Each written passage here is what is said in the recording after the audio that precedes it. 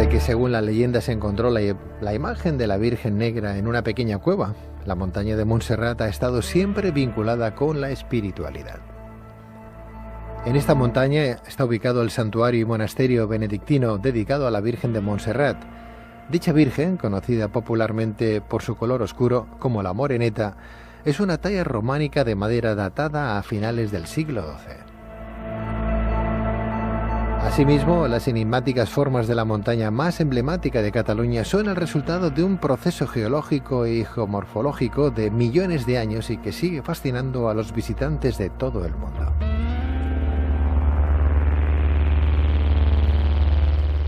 Pero, ¿qué se sabe sobre el origen de esta montaña? ¿Cuáles son las leyendas que hacen referencia al descubrimiento de la Moreneta? ¿Qué tipo de energías se pueden percibir en Montserrat? ¿Cuál es su relación con el fenómeno OVNI y la búsqueda del Santo Grial? Para responder a estas y otras cuestiones tenemos con nosotros a Ferran Cardona, coach, facilitador de crecimiento personal, historiador, organizador de viajes iniciáticos y experto del Grial. Ferran Cardona, muy buenas noches. Hola, buenas noches, Pedro. Bienvenido, profesor, bienvenido. Para empezar, decir que la montaña de Montserrat está situada a 50 kilómetros al noroeste de Barcelona, entre las comarcas de la Anoia, del Bajo Llobregat y del Bages.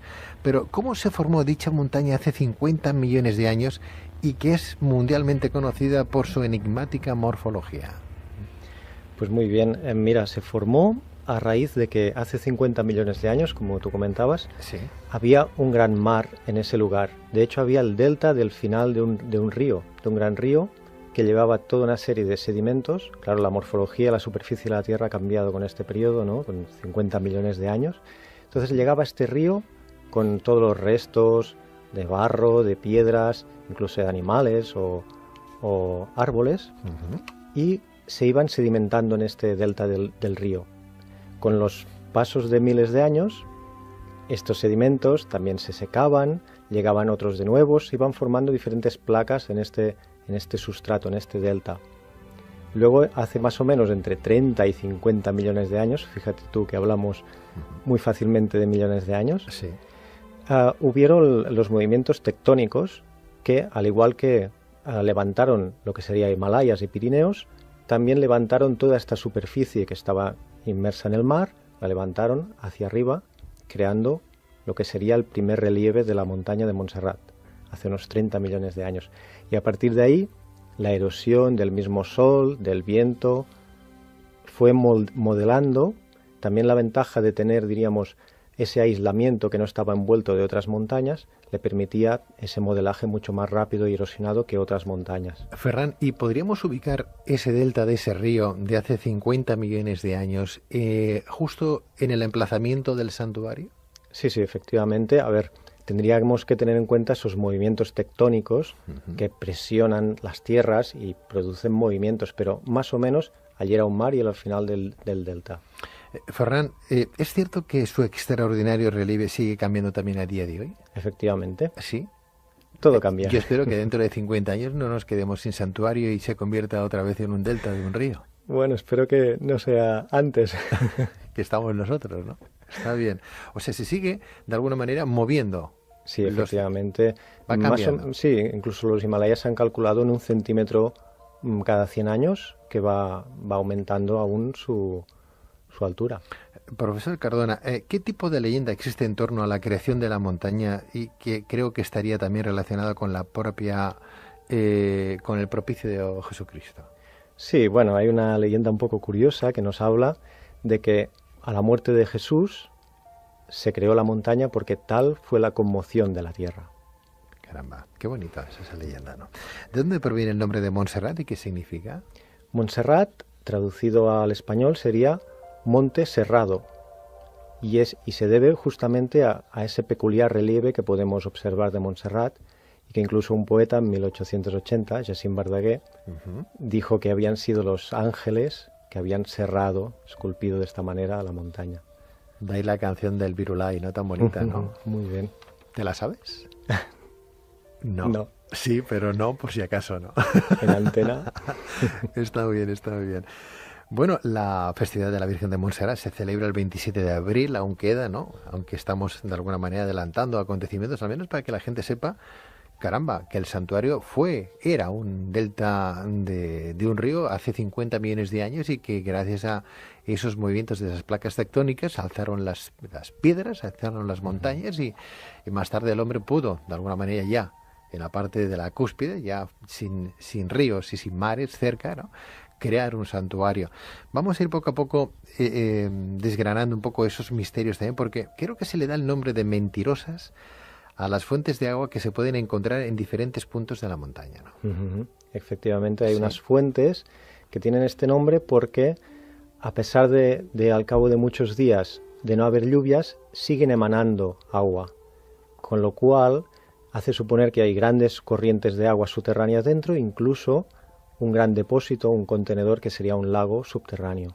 ¿Qué relación tienen esas corrientes acuáticas que puede haber en Montserrat con la energía telúrica? Muy bien, pues esa circulación de aguas lo que hace es ionizar. ¿Sabes cuando éramos pequeños que frotábamos con un bolígrafo y... Una aguja. Sí, con un bolígrafo. El mismo bolígrafo y sí. Que se levantaban los trocitos de papel.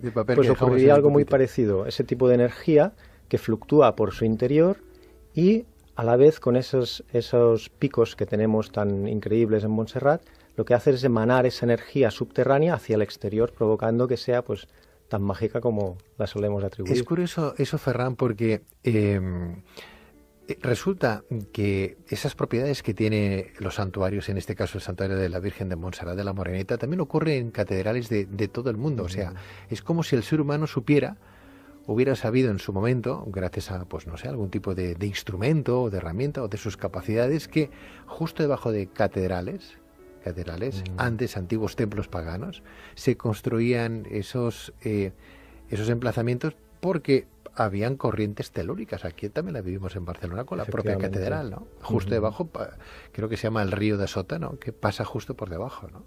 Así es, así es.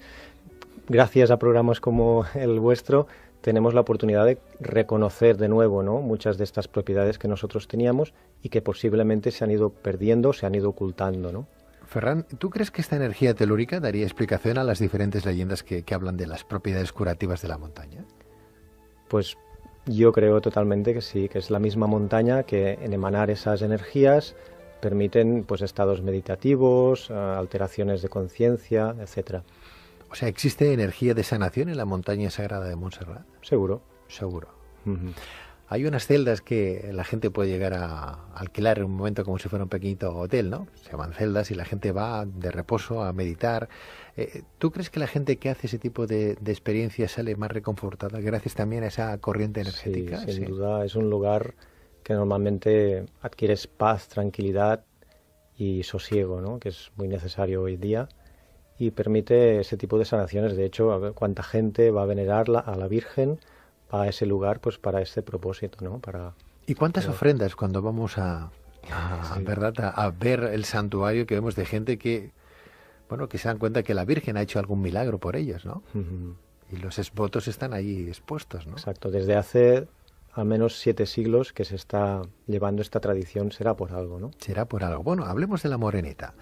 ¿Qué cuenta la leyenda sobre el origen de la venerada Virgen Negra del monasterio de Montserrat, más conocida, como digo, la Moreneta?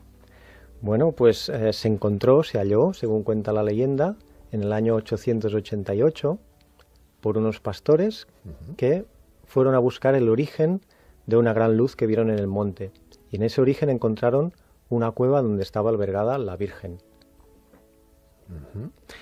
Cuentan que San Lucas, el evangelista, no sé si estoy equivocado, corrígeme si lo estoy, quien esculpiera en el taller de San José la preciosa talla de madera, tomando de modelo a la mismísima Madre de Jesús, ¿no? Efectivamente, esta es la leyenda, diríamos, originaria de la talla de la Virgen de Montserrat.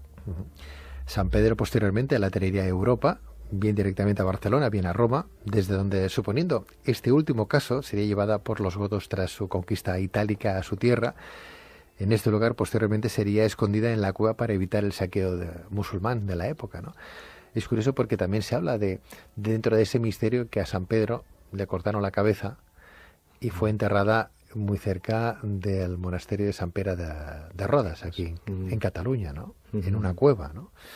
¿Cómo se produjo el descubrimiento de la morenita en una cueva en la montaña? ¿Cómo fue? Cuéntanos, ¿cómo pasó ese episodio que antes decías que ocurrió en el 888, en ese año importantísimo? Bueno, fue como he comentado, pues de esta manera, ¿no? Estos pastores que viendo las luces siempre han sido muy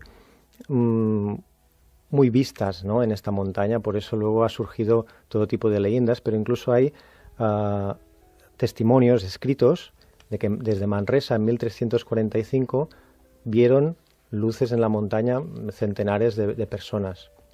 Entonces, a través de una de estas luces que se vio en esa época, en el siglo IX, sería cuando estos pastores acudirían y el obispo de Manresa les mandaría sacarla y llevarla para Manresa, y sería entonces cuando en ese transporte empezaría a pesar la Virgen, y decidirían que sería la Virgen quería estar venerada en ese lugar, y fue allí mismo donde ya no pudieron más con ella que decidieron poner el santuario actual. Pero en contra de la decisión del obispo, la morenita se quedó en la montaña de Montserrat y no se trasladó a la ciudad de Manresa por el motivo que nos estás diciendo. Ella quería quedarse allí. ¿Qué cuenta la cultura popular al respecto del origen del color negro de la Virgen? Porque claro, ahí está el misterio. Ahí está el gran misterio, ¿no? Yo he oído de todo por eso, ¿eh? Sí, que si las velas, que si tal. Exacto. Pero ¿qué dicen estos? Sí, lo más popular es hablar, incluso yo de pequeño ya me contaban, ¿no? Que sería pues el humo de estas velas, de tanto ofrecer, pues lo que decíamos, los exvotos y venerarla, que produciría ese ennegrecimiento de la Virgen. Pero claro, ese ennegrecimiento es manos y cara. Entonces el misterio sigue ahí perdurando. Y en este sentido, y según unos recientes estudios, ¿cuál es el misterio desvelado por la ciencia sobre el color entonces de la Virgen de Montserrat? Bueno, el color finalmente ha sido, como tú dices, estudiado recientemente. Le han hecho endoscopia y entonces han podido ver que hay diferentes placas de pintura y que la original, la primera, estaba pintada en plomo. El plomo es muy habitual encontrarlo en las pinturas, ahora ya no porque está prohibido. Y ese plomo de esa época se oxidaría con el paso de los tiempos, con los siglos, y en posteriores restauraciones se iría repintando pues del color que se hallaba, ¿no? Si estaba oscurecido, pues se iba repintando cada vez más oscuro y por tanto al final tendríamos la Virgen moreneta negra. No es que fuera negra en su creación, entonces. No sería negra. Bueno, lo digo porque como el ser humano viene de África y éramos de color negro hace pues cientos de miles de años, ¿no? ¿Por qué no? Porque no. Al fin y al cabo, tener una Virgen negra no sería nada de extrañar. Sí, su origen hace milenios muy, muy fácilmente podría ser negra. Podría serlo, ¿no? Hablemos de más leyendas, profesor Cardona. Si volvemos a esas leyendas relacionadas con esta montaña mágica, ¿qué nos puedes contar de la relacionada con la conversión de San Ignacio de Loyola en el siglo XVI? Sí, el siglo XVI, él, Íñigo se llamaba, era un guerrero, y al ir a venerar a la Virgen, pues tuvo cierta conversión, se reclutó en una cueva cercana y allí, según cuenta la leyenda, tuvo que luchar contra los demonios y una vez superados estos, la conversión ya fue total, dejó su espada en el monasterio y finalmente fue el fundador de los jesuitas.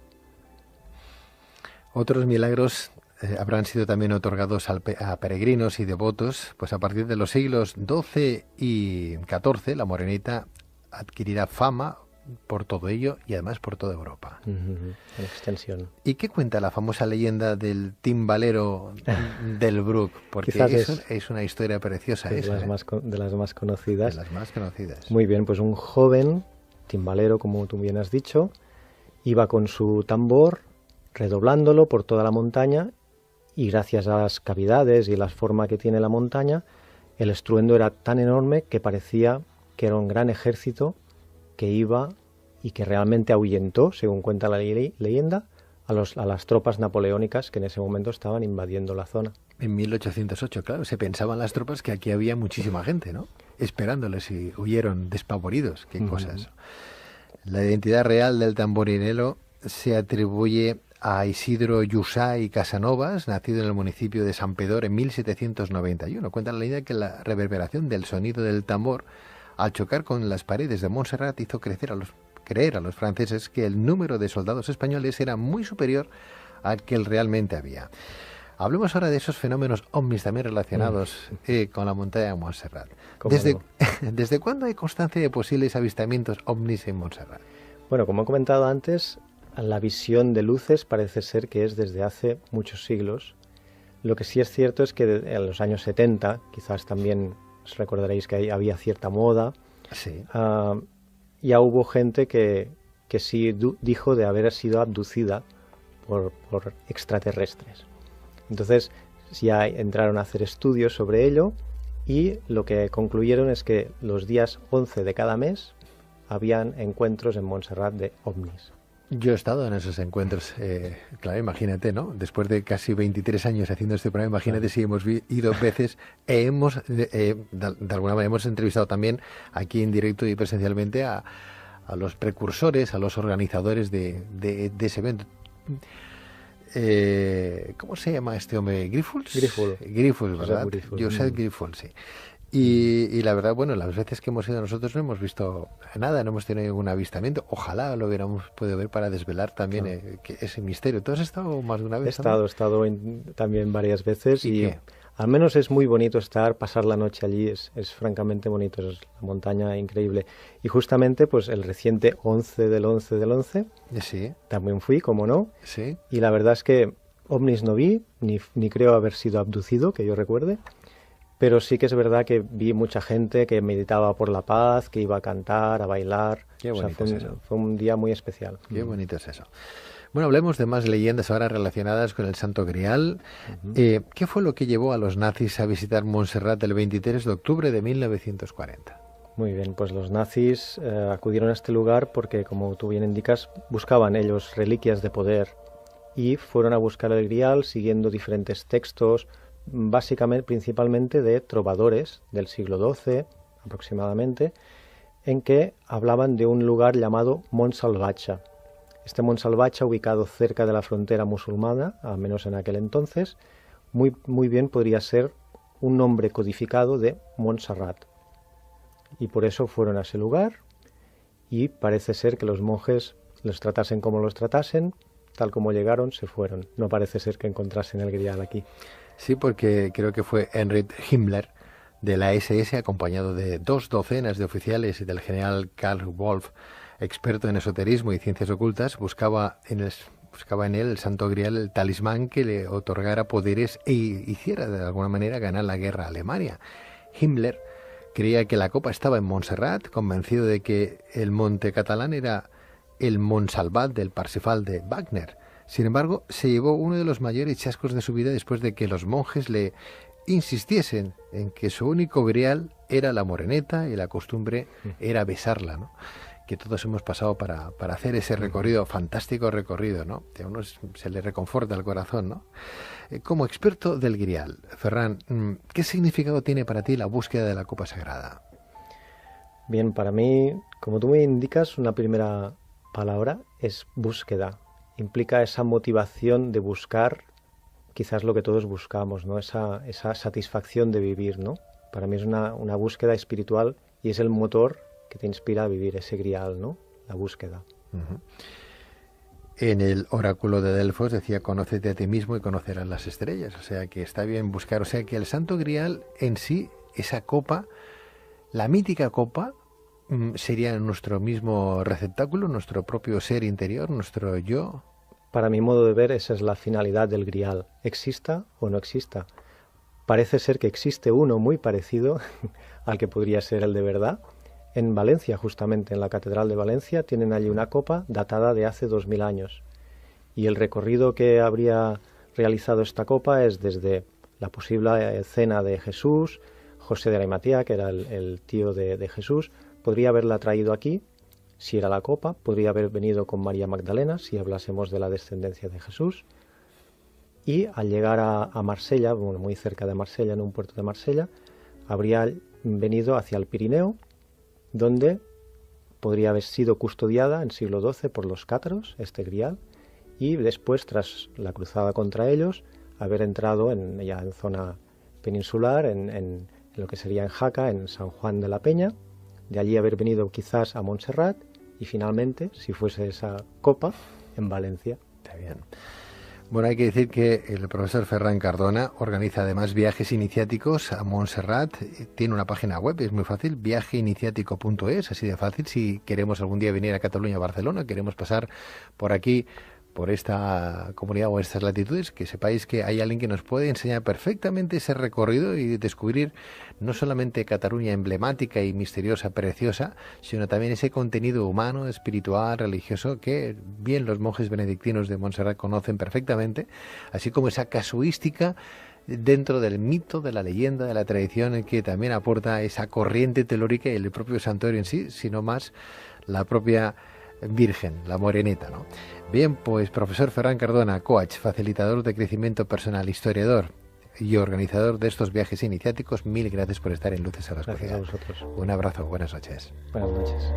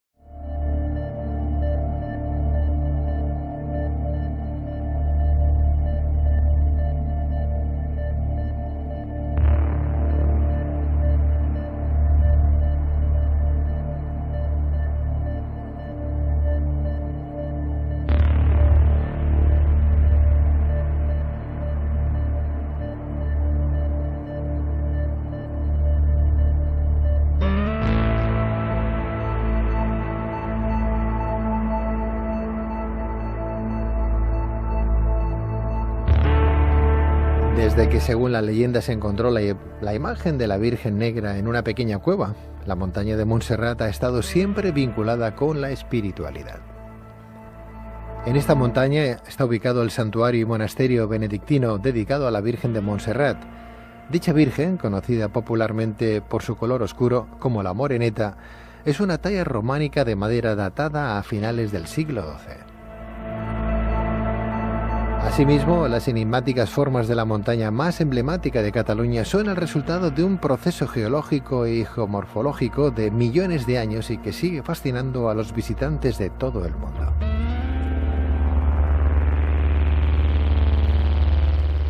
Pero, ¿qué se sabe sobre el origen de esta montaña? ¿Cuáles son las leyendas que hacen referencia al descubrimiento de la Moreneta? ¿Qué tipo de energías se pueden percibir en Montserrat? ¿Cuál es su relación con el fenómeno OVNI y la búsqueda del Santo Grial? Para responder a estas y otras cuestiones tenemos con nosotros a Ferran Cardona, coach, facilitador de crecimiento personal, historiador, organizador de viajes iniciáticos y experto del Grial. Ferran Cardona, muy buenas noches. Hola, buenas noches, Pedro. Bienvenido, profesor, bienvenido. Para empezar, decir que la montaña de Montserrat está situada a 50 kilómetros al noroeste de Barcelona, entre las comarcas de la Anoia, del Bajo Llobregat y del Bages. Pero, ¿cómo se formó dicha montaña hace 50 millones de años y que es mundialmente conocida por su enigmática morfología? Pues muy bien, mira, se formó a raíz de que hace 50 millones de años, como tú comentabas, sí, había un gran mar en ese lugar. De hecho, había el delta del final de un río, de un gran río, que llevaba toda una serie de sedimentos. Claro, la morfología, la superficie de la Tierra ha cambiado con este periodo, ¿no? Con 50 millones de años. Entonces llegaba este río con todos los restos de barro, de piedras, incluso de animales o árboles, y se iban sedimentando en este delta del río. Con los pasos de miles de años, estos sedimentos también se secaban, llegaban otros de nuevos, iban formando diferentes placas en este sustrato, en este delta. Luego, hace más o menos entre 30 y 50 millones de años, fíjate tú que hablamos muy fácilmente de millones de años, sí, hubieron los movimientos tectónicos que, al igual que levantaron lo que sería Himalayas y Pirineos, también levantaron toda esta superficie que estaba inmersa en el mar, la levantaron hacia arriba, creando lo que sería el primer relieve de la montaña de Montserrat, hace unos 30 millones de años. Y a partir de ahí, la erosión del mismo sol, del viento, fue modelando. También la ventaja de tener, diríamos, ese aislamiento que no estaba envuelto de otras montañas, le permitía ese modelaje mucho más rápido y erosionado que otras montañas. Ferran, ¿y podríamos ubicar ese delta de ese río de hace 50 millones de años justo en el emplazamiento del santuario? Sí, efectivamente. A ver, tendríamos que tener en cuenta esos movimientos tectónicos que presionan las tierras y producen movimientos, pero más o menos allí era un mar y al final del delta. Ferran, ¿es cierto que su extraordinario relieve sigue cambiando también a día de hoy? Efectivamente. ¿Sí? Todo cambia. Yo espero que dentro de 50 años no nos quedemos sin santuario y se convierta otra vez en un delta de un río. Bueno, espero que no sea antes. Que estamos nosotros, ¿no? Está bien. O sea, se sigue de alguna manera moviendo. Sí, efectivamente. Va cambiando. Sí, incluso los Himalayas se han calculado en 1 centímetro cada 100 años, que va aumentando aún su altura. Profesor Cardona, ¿qué tipo de leyenda existe en torno a la creación de la montaña y que creo que estaría también relacionada con la propia, con el propicio de Jesucristo? Sí, bueno, hay una leyenda un poco curiosa que nos habla de que a la muerte de Jesús se creó la montaña porque tal fue la conmoción de la tierra. Caramba, qué bonita es esa leyenda, ¿no? ¿De dónde proviene el nombre de Montserrat y qué significa? Montserrat, traducido al español, sería monte serrado y se debe justamente a ese peculiar relieve que podemos observar de Montserrat y que incluso un poeta en 1880, Jacint Verdaguer, dijo que habían sido los ángeles que habían serrado, esculpido de esta manera a la montaña. De ahí la canción del Virulai, ¿no? Tan bonita, ¿no? Muy bien. ¿Te la sabes? No. Sí, pero no, por si acaso no. En antena. Está bien, está bien. Bueno, la festividad de la Virgen de Montserrat se celebra el 27 de abril, aún queda, ¿no? Aunque estamos de alguna manera adelantando acontecimientos, al menos para que la gente sepa, caramba, que el santuario era un delta de un río hace 50 millones de años y que gracias a esos movimientos de esas placas tectónicas se alzaron las piedras, se alzaron las montañas y más tarde el hombre pudo, de alguna manera ya, en la parte de la cúspide, ya sin ríos y sin mares cerca, ¿no?, crear un santuario. Vamos a ir poco a poco desgranando un poco esos misterios también, porque creo que se le da el nombre de mentirosas a las fuentes de agua que se pueden encontrar en diferentes puntos de la montaña, ¿no? Efectivamente, hay unas fuentes que tienen este nombre porque a pesar de al cabo de muchos días de no haber lluvias, siguen emanando agua, con lo cual hace suponer que hay grandes corrientes de agua subterráneas dentro, incluso un gran depósito, un contenedor que sería un lago subterráneo. ¿Qué relación tienen esas corrientes acuáticas que puede haber en Montserrat con la energía telúrica? Muy bien, pues esa circulación de aguas lo que hace es ionizar. ¿Sabes cuando éramos pequeños que frotábamos con un bolígrafo y... Una aguja. Sí, con un bolígrafo. El mismo bolígrafo y sí. Que se levantaban los trocitos de papel. Pues ocurriría algo muy parecido. Ese tipo de energía que fluctúa por su interior y a la vez con esos picos que tenemos tan increíbles en Montserrat, lo que hace es emanar esa energía subterránea hacia el exterior, provocando que sea pues tan mágica como la solemos atribuir. Es curioso eso, Ferran, porque resulta que esas propiedades que tiene los santuarios, en este caso el santuario de la Virgen de Montserrat de la Moreneta, también ocurre en catedrales de todo el mundo. O sea, es como si el ser humano hubiera sabido en su momento, gracias a, pues no sé, algún tipo de instrumento o de herramienta o de sus capacidades, que justo debajo de catedrales, antes antiguos templos paganos, se construían esos emplazamientos porque habían corrientes telúricas. Aquí también la vivimos en Barcelona con la propia catedral, ¿no? Justo debajo, creo que se llama el río de Sota, ¿no?, que pasa justo por debajo, ¿no? Así es. Gracias a programas como el vuestro, tenemos la oportunidad de reconocer de nuevo, ¿no?, muchas de estas propiedades que nosotros teníamos y que posiblemente se han ido perdiendo, se han ido ocultando, ¿no? Ferran, ¿tú crees que esta energía telúrica daría explicación a las diferentes leyendas que hablan de las propiedades curativas de la montaña? Pues yo creo totalmente que sí, que es la misma montaña que en emanar esas energías permiten pues estados meditativos, alteraciones de conciencia, etcétera.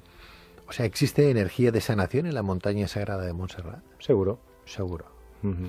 Hay unas celdas que la gente puede llegar a alquilar en un momento como si fuera un pequeñito hotel, ¿no? Se llaman celdas y la gente va de reposo a meditar. ¿Tú crees que la gente que hace ese tipo de experiencias sale más reconfortada gracias también a esa corriente energética? Sí, sin duda es un lugar que normalmente adquieres paz, tranquilidad y sosiego, ¿no? Que es muy necesario hoy día y permite ese tipo de sanaciones. De hecho, a ver cuánta gente va a venerar a la Virgen a ese lugar, pues para este propósito, ¿no? ¿Y cuántas ofrendas cuando vamos Sí. ¿verdad? A ver el santuario, que vemos de gente que, bueno, que se dan cuenta que la Virgen ha hecho algún milagro por ellos, ¿no? Y los votos están ahí expuestos, ¿no? Exacto. Desde hace al menos 7 siglos que se está llevando esta tradición, será por algo, ¿no? Será por algo. Bueno, hablemos de la Moreneta. ¿Qué cuenta la leyenda sobre el origen de la venerada Virgen Negra del monasterio de Montserrat, más conocida, como digo, la Moreneta? Bueno, pues se halló, según cuenta la leyenda, en el año 888 por unos pastores que fueron a buscar el origen de una gran luz que vieron en el monte. Y en ese origen encontraron una cueva donde estaba albergada la Virgen. Cuentan que San Lucas, el evangelista, no sé si estoy equivocado, corrígeme si lo estoy, quien esculpiera en el taller de San José la preciosa talla de madera, tomando de modelo a la mismísima Madre de Jesús, ¿no? Efectivamente, esta es la leyenda, diríamos, originaria de la talla de la Virgen de Montserrat. San Pedro posteriormente la traería a Europa, bien directamente a Barcelona, bien a Roma, desde donde, suponiendo este último caso, sería llevada por los godos tras su conquista itálica a su tierra.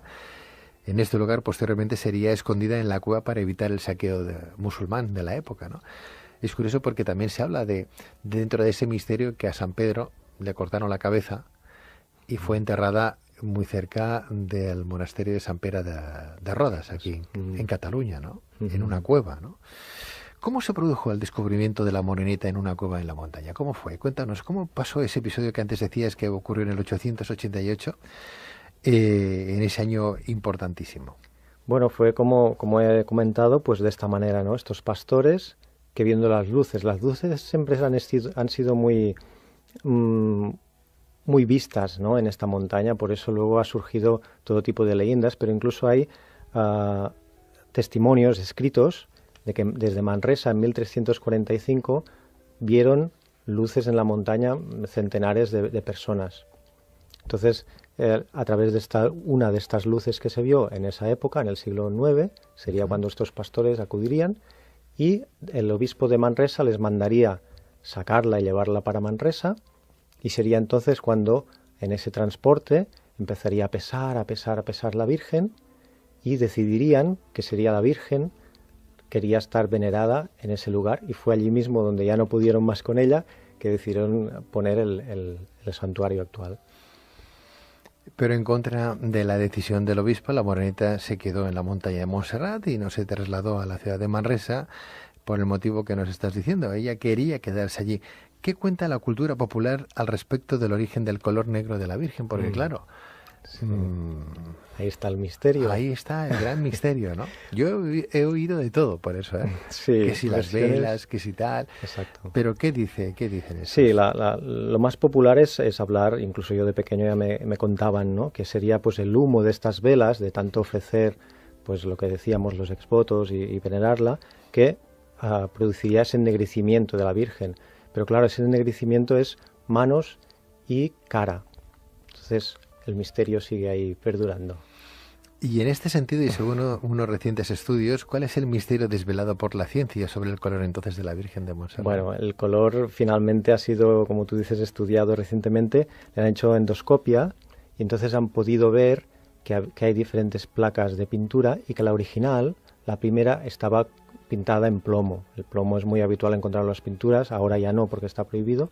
Y ese plomo de esa época se oxidaría con el paso de los tiempos, con los siglos, y en posteriores restauraciones se iría repintando pues del color que se hallaba, ¿no? Si estaba oscurecido, pues se iba repintando cada vez más oscuro y por tanto al final tendríamos la Virgen Moreneta negra. No es que fuera negra en su creación, entonces. No sería negra. Bueno, lo digo porque como el ser humano viene de África y éramos de color negro hace pues cientos de miles de años, ¿no? ¿Por qué no? ¿Por qué no? Al fin y al cabo, tener una virgen negra no sería nada de extrañar. Sí, su origen hace milenios, muy fácilmente podría ser negra. Podría serlo, ¿no? Hablemos de más leyendas, profesor Cardona. Si volvemos a esas leyendas relacionadas con esta montaña mágica, ¿qué nos puedes contar de la relacionada con la conversión de San Ignacio de Loyola en el siglo XVI? Sí, el siglo XVI, él, Íñigo se llamaba, era un guerrero y al ir a venerar a la Virgen, pues tuvo cierta conversión, se reclutó en una cueva cercana y allí, según cuenta la leyenda, tuvo que luchar contra los demonios y una vez superados estos, la conversión ya fue total, dejó su espada en el monasterio y finalmente fue el fundador de los jesuitas. Otros milagros habrán sido también otorgados a peregrinos y devotos, pues a partir de los siglos XII y XIV la morenita adquirirá fama por todo ello y además por toda Europa. En extensión. ¿Y qué cuenta la famosa leyenda del timbalero del Bruc? Porque es una historia preciosa de esa. Las de las más conocidas. De las más conocidas. Muy bien, pues un joven timbalero, como tú bien has dicho, iba con su tambor redoblándolo por toda la montaña y gracias a las cavidades y la forma que tiene la montaña, el estruendo era tan enorme que parecía que era un gran ejército que iba y que realmente ahuyentó, según cuenta la leyenda, a las tropas napoleónicas que en ese momento estaban invadiendo la zona. En 1808, claro, se pensaban las tropas que aquí había muchísima gente, ¿no? Esperándoles y huyeron despavoridos. Qué cosas. La identidad real del tamborinero se atribuye a Isidro Llusá y Casanovas, nacido en el municipio de San Pedor en 1791. Cuenta la leyenda que la reverberación del sonido del tambor al chocar con las paredes de Montserrat hizo creer a los franceses que el número de soldados españoles era muy superior al que realmente había. Hablemos ahora de esos fenómenos ovnis también relacionados con la montaña de Montserrat. ¿Desde cuándo hay constancia de posibles avistamientos ovnis en Montserrat? Bueno, como he comentado antes, la visión de luces parece ser que es desde hace muchos siglos. Lo que sí es cierto es que en los años 70, quizás también os recordaréis que había cierta moda, sí. Ya hubo gente que sí dijo de haber sido abducida por extraterrestres. Entonces ya entraron a hacer estudios sobre ello y lo que concluyeron es que los días 11 de cada mes habían encuentros en Montserrat de ovnis. Yo he estado en esos encuentros, claro, imagínate, ¿no? Después de casi 23 años haciendo este programa, imagínate si hemos ido veces, de alguna manera hemos entrevistado también aquí en directo y presencialmente a los precursores, a los organizadores de ese evento. ¿Cómo se llama este hombre? ¿Grifols? Grifols, ¿verdad? Josep Grifols, sí. Y la verdad, bueno, las veces que hemos ido nosotros no hemos visto nada, no hemos tenido ningún avistamiento. Ojalá lo hubiéramos podido ver para desvelar también ese misterio. ¿Tú has estado más de una vez? He estado también varias veces y al menos es muy bonito pasar la noche allí, es francamente bonito, es la montaña increíble. Y justamente pues el reciente 11 del 11 del 11, sí. También fui, como no, sí. Y la verdad es que ovnis no vi, ni creo haber sido abducido, que yo recuerde. Pero sí que es verdad que vi mucha gente que meditaba por la paz, que iba a cantar, a bailar. Qué bonito es eso. Fue un día muy especial. Qué bonito es eso. Bueno, hablemos de más leyendas ahora relacionadas con el Santo Grial. ¿Qué fue lo que llevó a los nazis a visitar Montserrat el 23 de octubre de 1940? Muy bien, pues los nazis acudieron a este lugar porque, como tú bien indicas, buscaban ellos reliquias de poder y fueron a buscar el Grial siguiendo diferentes textos, básicamente, principalmente de trovadores del siglo XII aproximadamente, en que hablaban de un lugar llamado Montsalvatge. Este Montsalvatge, ubicado cerca de la frontera musulmana, al menos en aquel entonces, muy bien podría ser un nombre codificado de Montserrat. Y por eso fueron a ese lugar y parece ser que los monjes los tratasen como los tratasen, tal como llegaron, se fueron. No parece ser que encontrasen el Grial aquí. Sí, porque creo que fue Heinrich Himmler de la SS, acompañado de 2 docenas de oficiales y del general Karl Wolf, experto en esoterismo y ciencias ocultas, buscaba en buscaba en él el santo grial, el talismán que le otorgara poderes e hiciera de alguna manera ganar la guerra. Pues no sé, algún tipo de instrumento o de herramienta o de sus capacidades que justo debajo de catedrales, antes antiguos templos paganos, se construían esos emplazamientos porque habían corrientes telúricas. Aquí también la vivimos en Barcelona con la propia catedral, ¿no? Justo debajo, creo que se llama el río de Sota, ¿no? Que pasa justo por debajo, ¿no? Así es, así es. Gracias a programas como el vuestro tenemos la oportunidad de reconocer de nuevo, ¿no?, muchas de estas propiedades que nosotros teníamos y que posiblemente se han ido perdiendo, se han ido ocultando, ¿no? Ferran, ¿tú crees que esta energía telúrica daría explicación a las diferentes leyendas que hablan de las propiedades curativas de la montaña? Pues yo creo totalmente que sí, que es la misma montaña que en emanar esas energías permiten pues estados meditativos, alteraciones de conciencia, etcétera. O sea, ¿existe energía de sanación en la montaña sagrada de Montserrat? Seguro. Seguro. Hay unas celdas que la gente puede llegar a alquilar en un momento como si fuera un pequeñito hotel, ¿no? Se llaman celdas y la gente va de reposo a meditar. ¿Tú crees que la gente que hace ese tipo de experiencias sale más reconfortada gracias también a esa corriente energética? Sí, sin duda es un lugar que normalmente adquieres paz, tranquilidad y sosiego, ¿no?, que es muy necesario hoy día y permite ese tipo de sanaciones. De hecho, a ver cuánta gente va a venerarla a la Virgen, va a ese lugar pues para este propósito, ¿no?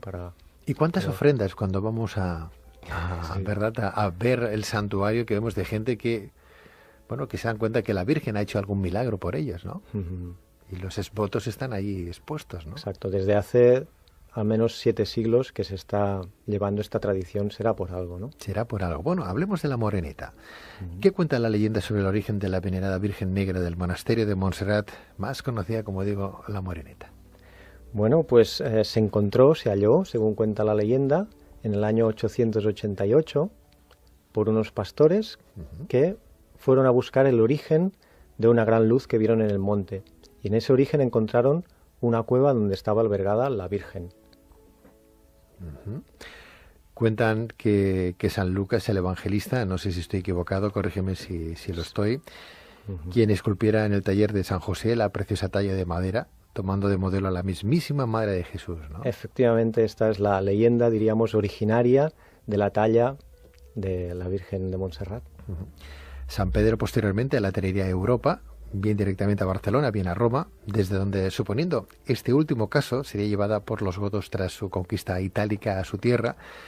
En este lugar posteriormente sería escondida en la cueva para evitar el saqueo musulmán de la época, ¿no?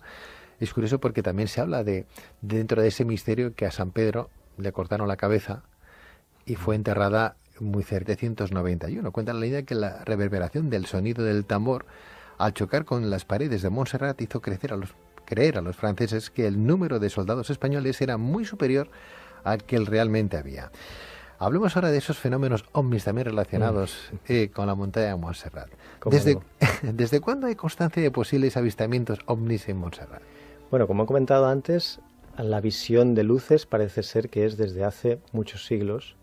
Lo que sí es cierto es que en los años 70, quizás también os recordaréis que había cierta moda, sí.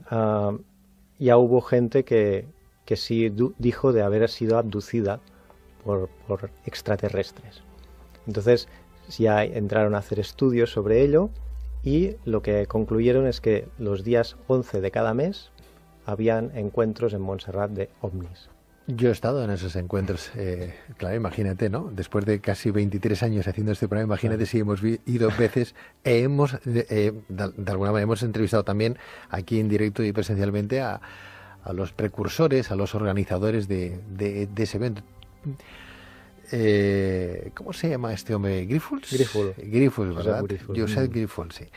Y la verdad, bueno, las veces que hemos ido nosotros no hemos visto nada, no hemos tenido ningún avistamiento. Ojalá lo hubiéramos podido ver para desvelar también ese misterio. ¿Tú has estado más de una vez? He estado también varias veces y al menos es muy bonito pasar la noche allí, es francamente bonito, es la montaña increíble.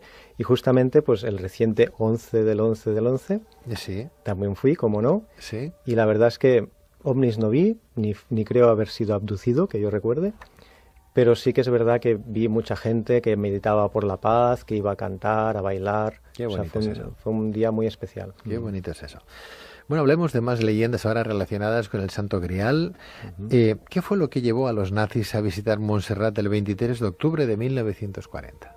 Muy bien, pues los nazis acudieron a este lugar porque, como tú bien indicas, buscaban ellos reliquias de poder y fueron a buscar el Grial siguiendo diferentes textos, básicamente, principalmente de trovadores del siglo XII aproximadamente, en que hablaban de un lugar llamado Montsalvatge. Este Montsalvatge, ubicado cerca de la frontera musulmana, al menos en aquel entonces, muy bien podría ser un nombre codificado de Montserrat. Y por eso fueron a ese lugar y parece ser que los monjes los tratasen como los tratasen, tal como llegaron, se fueron. No parece ser que encontrasen el Grial aquí. Sí, porque creo que fue Heinrich Himmler de la SS, acompañado de 2 docenas de oficiales y del general Karl Wolf, experto en esoterismo y ciencias ocultas, buscaba en él el Santo Grial, el talismán que le otorgara poderes e hiciera de alguna manera ganar la guerra a Alemania. Himmler creía que la copa estaba en Montserrat, convencido de que el monte catalán era el Montsalvat del Parsifal de Wagner.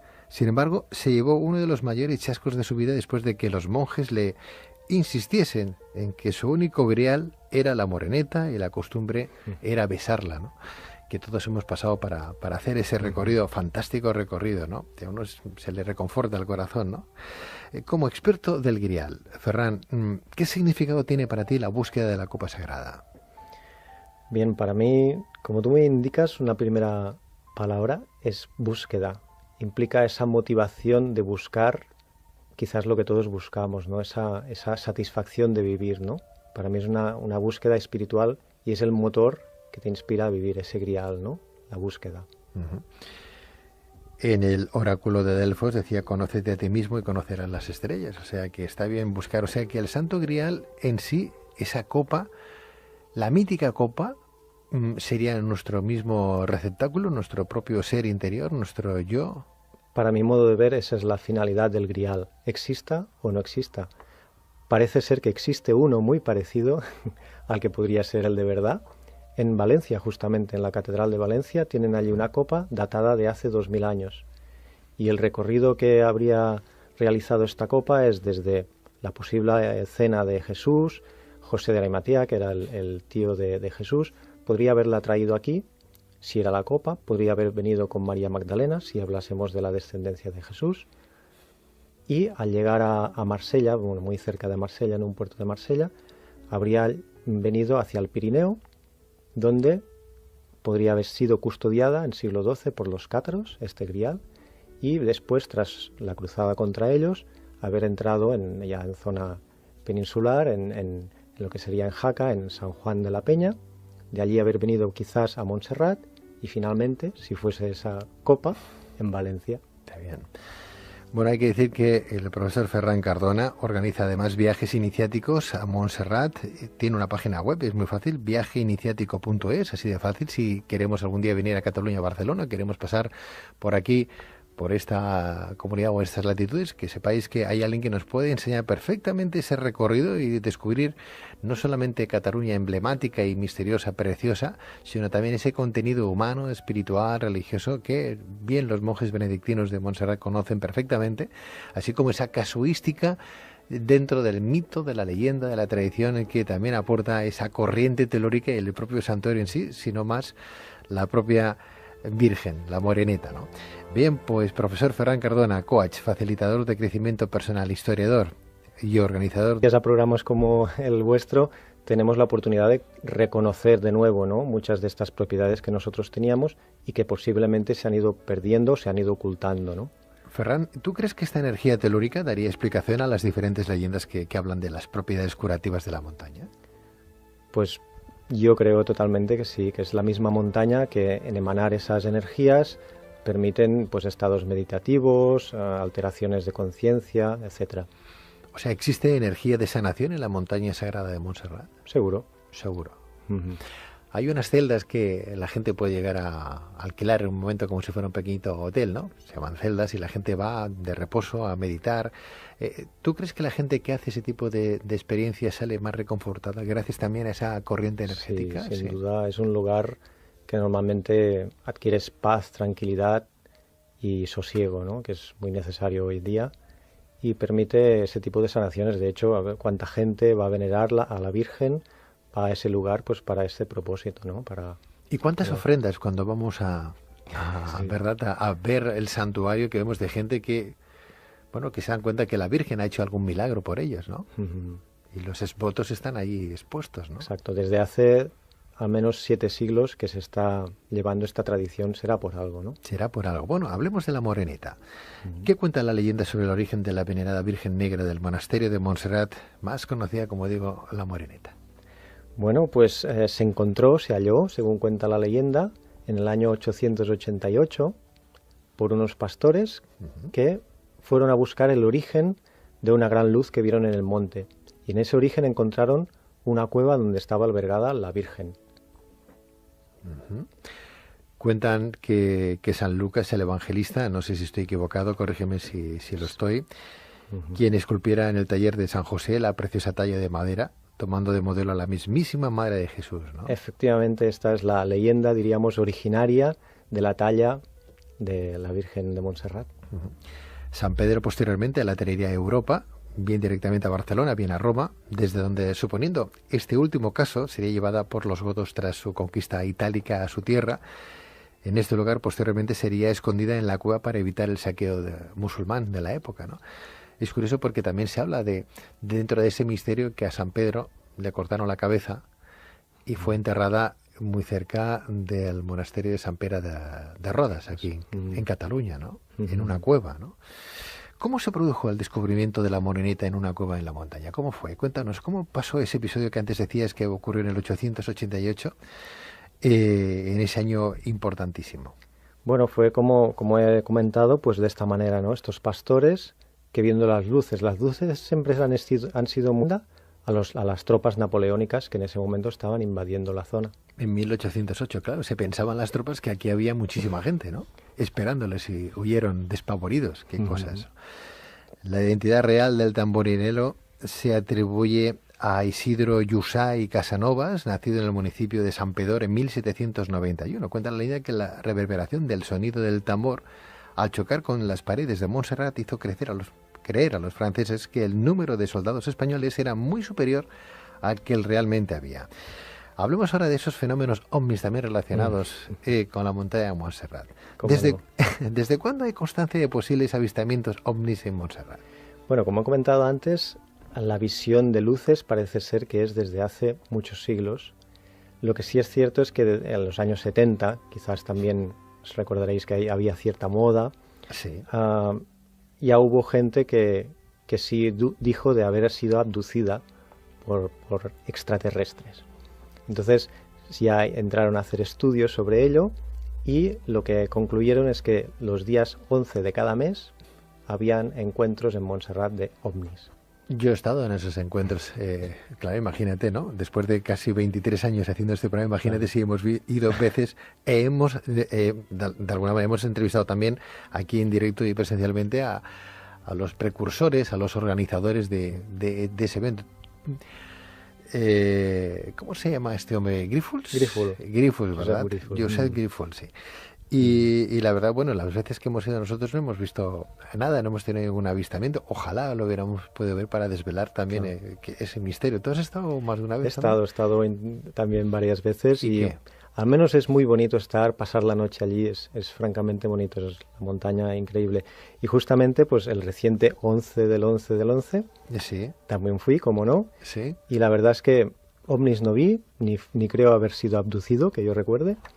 Pero sí que es verdad que vi mucha gente que meditaba por la paz, que iba a cantar, a bailar. Qué bonito es eso. Fue un día muy especial. Qué bonito es eso. Bueno, hablemos de más leyendas ahora relacionadas con el Santo Grial.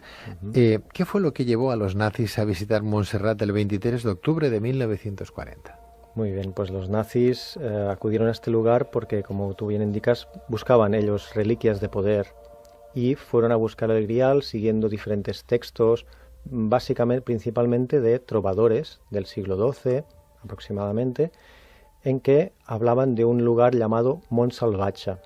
Este Montsalvatge, ubicado cerca de la frontera musulmana, al menos en aquel entonces, muy bien podría ser un nombre codificado de Montserrat. Y por eso fueron a ese lugar, y parece ser que los monjes los tratasen como los tratasen. Decía sobre el color entonces de la Virgen de Montserrat. Bueno, el color finalmente ha sido, como tú dices, estudiado recientemente. Le han hecho endoscopia y entonces han podido ver que hay diferentes placas de pintura y que la original, la primera, estaba pintada en plomo. El plomo es muy habitual encontrar en las pinturas, ahora ya no porque está prohibido. Y ese plomo de esa época se oxidaría con el paso de los tiempos, con los siglos, y en posteriores restauraciones se iría repintando pues del color que se hallaba, ¿no? Si estaba oscurecido, pues se iba repintando cada vez más oscuro y por tanto al final tendríamos la Virgen moreneta negra. No es que fuera negra en su creación, entonces. No, no sería negra. Bueno, lo digo porque como el ser humano viene de África y éramos de color negro hace pues cientos de miles de años, ¿no? ¿Por qué no? Porque no. Al fin y al cabo, tener una Virgen negra no sería nada de extrañar. Sí, su origen hace milenios, muy fácilmente podría ser negra. Podría serlo, ¿no? Hablemos de más leyendas, profesor Cardona. Si volvemos a esas leyendas relacionadas con esta montaña mágica, ¿qué nos puedes contar de la relacionada con la conversión de San Ignacio de Loyola en el siglo XVI? Sí, el siglo XVI, él, Íñigo se llamaba, era un guerrero y al ir a venerar a la Virgen, pues tuvo cierta conversión, se reclutó en una cueva cercana y allí, según cuenta la leyenda, tuvo que luchar contra los demonios y una vez superados estos, la conversión ya fue total, dejó su espada en el monasterio y finalmente fue el fundador de los jesuitas.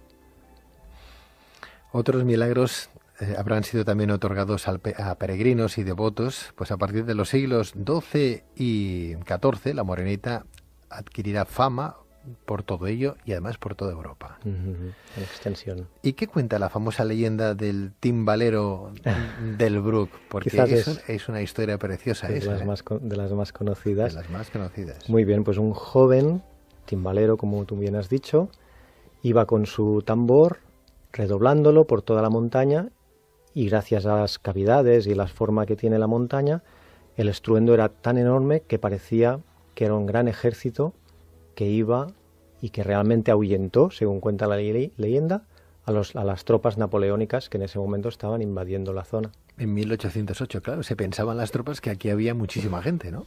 Esperándoles y huyeron despavoridos. Qué cosas. La identidad real del tamborinero se atribuye a Isidro Llussà y Casanovas, nacido en el municipio de Santpedor en 1791. Cuenta la leyenda que la reverberación del sonido del tambor al chocar con las paredes de Montserrat hizo creer a los franceses que el número de soldados españoles era muy superior al que realmente había. Hablemos ahora de esos fenómenos ópticos. La identidad real del tamborinero se atribuye a Isidro Llussà y Casanovas, nacido en el municipio de Santpedor en 1791. Cuenta la leyenda que la reverberación del sonido del tambor al chocar con las paredes de Montserrat hizo creer a los franceses que el número de soldados españoles era muy superior al que realmente había. Hablemos ahora de esos fenómenos ovnis también relacionados con la montaña de Montserrat. ¿Desde cuándo hay constancia de posibles avistamientos ovnis en Montserrat? Bueno, como he comentado antes, la visión de luces parece ser que es desde hace muchos siglos. Lo que sí es cierto es que en los años 70, quizás también os recordaréis que había cierta moda, sí. Ya hubo gente que sí dijo de haber sido abducida por extraterrestres. Entonces ya entraron a hacer estudios sobre ello y lo que concluyeron es que los días 11 de cada mes habían encuentros en Montserrat de ovnis. Yo he estado en esos encuentros, claro, imagínate, ¿no? Después de casi 23 años haciendo este programa, imagínate si hemos ido veces, de alguna manera hemos entrevistado también aquí en directo y presencialmente a los precursores, a los organizadores de ese evento. ¿Cómo se llama este hombre? ¿Grífols? Grífols, Grífols, ¿verdad? Grífols. Josep Grífols, sí. Y la verdad, bueno, las veces que hemos ido nosotros no hemos visto nada, no hemos tenido ningún avistamiento. Ojalá lo hubiéramos podido ver para desvelar también ese misterio. ¿Tú has estado más de una vez? He estado también varias veces ¿Y y qué? al menos es muy bonito pasar la noche allí, es francamente bonito, es la montaña increíble.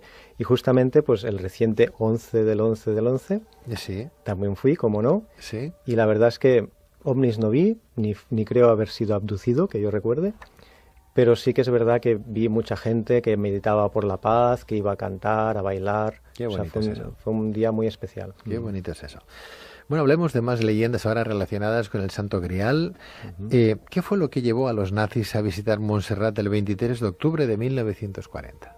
Muy bien, pues los nazis acudieron a este lugar porque, como tú bien indicas, buscaban ellos reliquias de poder y fueron a buscar el Grial siguiendo diferentes textos, básicamente, principalmente de trovadores del siglo XII aproximadamente, en que hablaban de un lugar llamado Montsalvatge. Este Montsalvatge, ubicado cerca de la frontera musulmana, al menos en aquel entonces, muy bien podría ser un nombre codificado de Montserrat. Y por eso fueron a ese lugar y parece ser que los monjes los tratasen como los tratasen, tal como llegaron, se fueron. No parece ser que encontrasen el Grial aquí. Sí, porque creo que fue Heinrich Himmler de la SS, acompañado de 2 docenas de oficiales y del general Carl Cardona, coach, facilitador de crecimiento personal, historiador, organizador de viajes iniciáticos y experto del Grial. Ferran Cardona, muy buenas noches. Hola, buenas noches, Pedro. Bienvenido, profesor, bienvenido. Para empezar, decir que la montaña de Montserrat está situada a 50 kilómetros al noroeste de Barcelona, entre las comarcas de la Anoia, del Bajo Llobregat y del Bages. Pero, ¿cómo se formó dicha montaña hace 50 millones de años y que es mundialmente conocida por su enigmática morfología? Pues muy bien, mira, se formó a raíz de que hace 50 millones de años, como tú comentabas, Sí.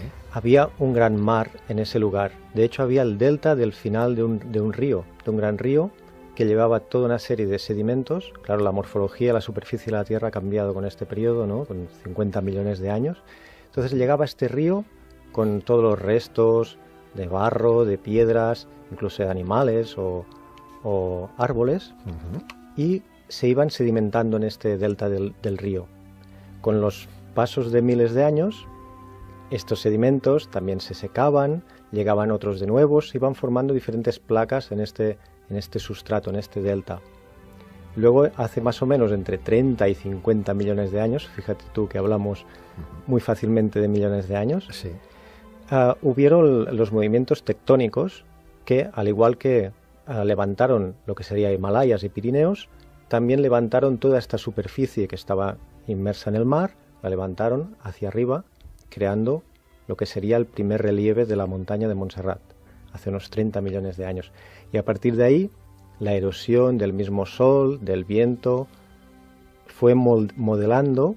También la ventaja de tener, diríamos, ese aislamiento que no estaba envuelto de otras montañas, le permitía ese modelaje mucho más rápido y erosionado que otras montañas. Ferran, ¿y podríamos ubicar ese delta de ese río de hace 50 millones de años justo en el emplazamiento del santuario? Sí, efectivamente. A ver, tendríamos que tener en cuenta esos movimientos tectónicos que presionan las tierras y producen movimientos, pero más o menos allí era un mar y era al final del delta. Ferran, ¿es cierto que su extraordinario relieve sigue cambiando también a día de hoy? Efectivamente. Sí. Todo cambia. Yo espero que dentro de 50 años no nos quedemos sin santuario y se convierta otra vez en un delta de un río. Bueno, espero que no sea antes. Que estamos nosotros, ¿no? Está bien. O sea, se sigue de alguna manera moviendo. Sí, efectivamente. Va cambiando. Sí, incluso los Himalayas se han calculado en 1 centímetro cada 100 años, que va aumentando aún su altura. Profesor Cardona, ¿qué tipo de leyenda existe en torno a la creación de la montaña y que creo que estaría también... Un gran mar en ese lugar. De hecho, había el delta del final de un río, de un gran río, que llevaba toda una serie de sedimentos. Claro, la morfología, la superficie de la Tierra ha cambiado con este periodo, ¿no? Con 50 millones de años. Entonces llegaba este río con todos los restos de barro, de piedras, incluso de animales o árboles, y se iban sedimentando en este delta del río. Con los pasos de miles de años, estos sedimentos también se secaban, llegaban otros de nuevos, iban formando diferentes placas en este sustrato, en este delta. Luego, hace más o menos entre 30 y 50 millones de años, fíjate tú que hablamos muy fácilmente de millones de años, Sí. hubieron los movimientos tectónicos que, al igual que levantaron lo que sería Himalayas y Pirineos, también levantaron toda esta superficie que estaba inmersa en el mar, la levantaron hacia arriba, creando lo que sería el primer relieve de la montaña de Montserrat, hace unos 30 millones de años. Y a partir de ahí, la erosión del mismo sol, del viento, fue modelando. También la ventaja de tener, diríamos, ese aislamiento que no estaba envuelto de otras montañas, le permitía ese modelaje mucho más rápido y erosionado que otras montañas. Ferran, ¿y podríamos ubicar ese delta de ese río de hace 50 millones de años justo en el emplazamiento del santuario? Sí, efectivamente. A ver, tendríamos que tener en cuenta esos movimientos tectónicos que presionan las tierras y producen movimientos, pero más o menos allí era un mar y al final del delta. Ferran, ¿es cierto que su extraordinario relieve sigue cambiando también a día de hoy? Efectivamente. Sí. Todo cambia. Yo espero que dentro de 50 años no nos quedemos sin santuario y se convierta otra vez en un delta de un río. Bueno, espero que no sea antes. Que estamos nosotros, ¿no? Está bien. O sea, se sigue de alguna manera moviendo. Sí, efectivamente. Va cambiando. Sí, incluso los Himalayas se han calculado en 1 centímetro cada 100 años, que va aumentando aún su altura. Profesor Cardona, ¿qué tipo de leyenda existe en torno a la creación de la montaña y que creo que estaría también relacionada con la propia, con el propicio de Jesucristo? Sí, bueno, hay una leyenda un poco curiosa que nos habla de que a la muerte de Jesús se creó la montaña porque tal fue la conmoción de la tierra. Caramba, qué bonita es esa leyenda, ¿no? ¿De dónde proviene el nombre de Montserrat y qué significa? Montserrat, traducido al español, sería monte serrado y se debe justamente a ese peculiar relieve que podemos observar de Montserrat y que incluso un poeta en 1880, Jacint Verdaguer, dijo que habían sido los ángeles que habían serrado, esculpido de esta manera a la montaña. De ahí la canción del Virulai, ¿no? Tan bonita, ¿no? Muy bien.